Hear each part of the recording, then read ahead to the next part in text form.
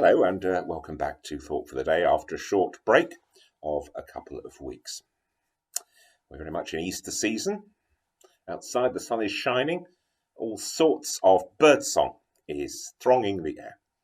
And the flowers are coming out. The grass is growing, more work for the lawnmower. And the trees are coming into leaf.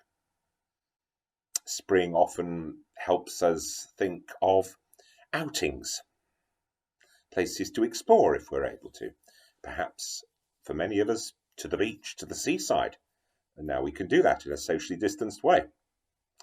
And perhaps happy memories of past seaside trips or seaside trips we have yet to make, we plan to make. The sea and the beach are a sort of margin, aren't they? They're a space where one type of living encounters another. A space of change. A space of possibility, even. We delight in it, often for reasons we don't know. Perhaps it's childhood memories. Perhaps it's just the different sounds, the different senses. At the margins of things, great, wonderful, strange things can happen, as they did to the disciples in St. Luke's Gospel and chapter 21. On a beach, there is a strange beauty and a strange possibility that is absolutely unique.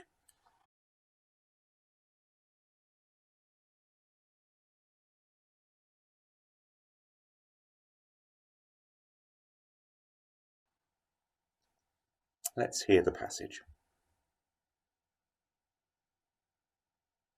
After these things, that's the resurrection, Jesus showed himself again to the disciples by the Sea of Tiberias, and he showed himself in this way. Gathered there together were Simon Peter, Thomas called the twin, Nathanael of Cana in Galilee, the sons of Zebedee, and two others of his disciples. Simon Peter said to them, I am going fishing. They said to him, We will go with you. They went out and got into the boat, but that night they caught nothing. Just after daybreak, Jesus stood on the beach, but the disciples did not know that it was Jesus. Jesus said to them, Children, you have no fish, have you? They answered him, No. He said to them, Cast the net to the right side of the boat, and you will find some. So they cast it, and they were not able to haul it in because there were so many fish. That disciple whom Jesus loved said to Peter, It is the Lord. When Simon Peter heard that it was the Lord, he put on some clothes, for he was naked, and jumped into the lake. But the other disciples came in the boat, dragging the net full of fish, for they were not far from the land, only about 100 yards off. When they'd gone ashore, they saw a charcoal fire there with fish on it and bread. Jesus said to them, Bring some of the fish that you've just caught.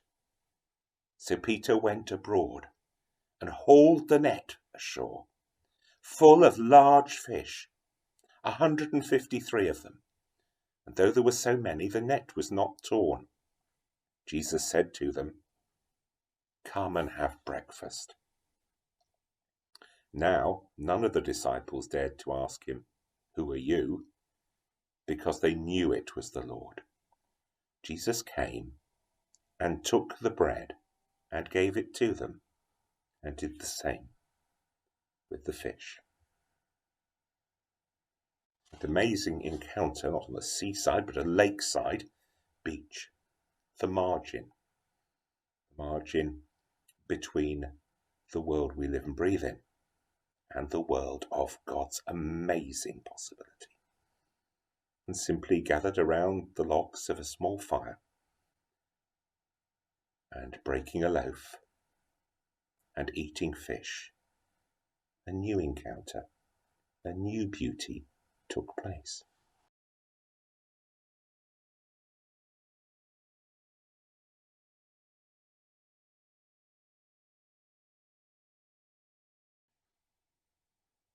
they were changed. The poem we'll read in a moment is by Ivor Gurney.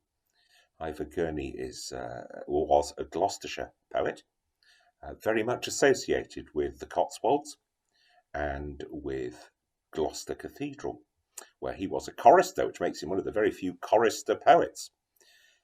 And he was also a composer taught by Herbert Howells, who worked at the cathedral. And he was a person who wanted very much to be remembered for his songs and his music. And some of them have survived and some of them are much loved by music lovers. But it's the poems, interestingly, that are gaining greater ground. He's remembered as much as a poet as the composer he wanted to be remembered as. And the complexity of that is revealed in his memorial in Gloucester Cathedral, which is in memory of Ivor Gurney, chorister, composer, and poet. Sadly, Ivor's short life was blighted by what is now known as bipolar. And he lived a life of immense suffering, punctuated only by moments of quiet and an absolutely celestial brilliance. We'll be looking at another of his poems in the next Thought for the Day. This poem is short and it speaks of that same margin between the sea and the shore. And wonderfully in this case, Ivor Gurney brings into the poem the idea of the trees also that fringe the shore, and how as the sun moves round in the sky, not only does the tide change, not only does the shape and patterns on the beach change, not only do we change as people being there, but even the trees cast different shadows across the beach. It's not just change, it's complete transformation.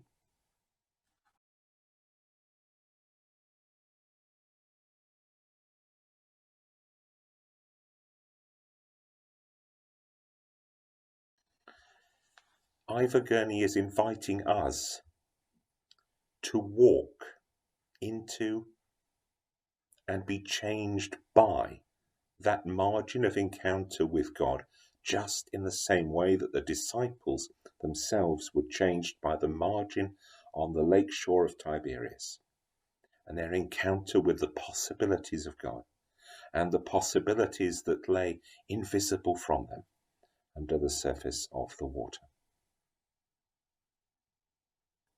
At this margin, Gurney says, I can be changed.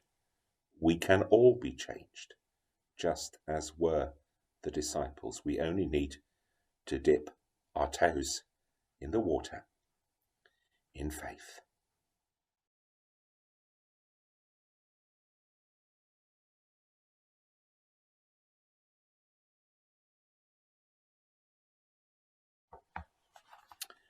Here's the poem.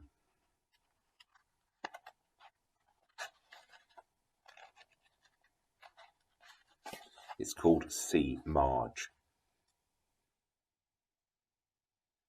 Pebbles are beneath,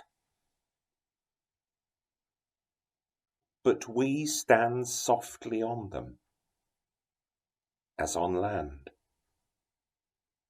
and watch the lacy edge of the swift sea, which patterns and with glorious music the sands and round stones. It talks ever of new patterns. And by the cliff edge there, the oak wood throws a shadow deeper to watch what new thing happens at the marge.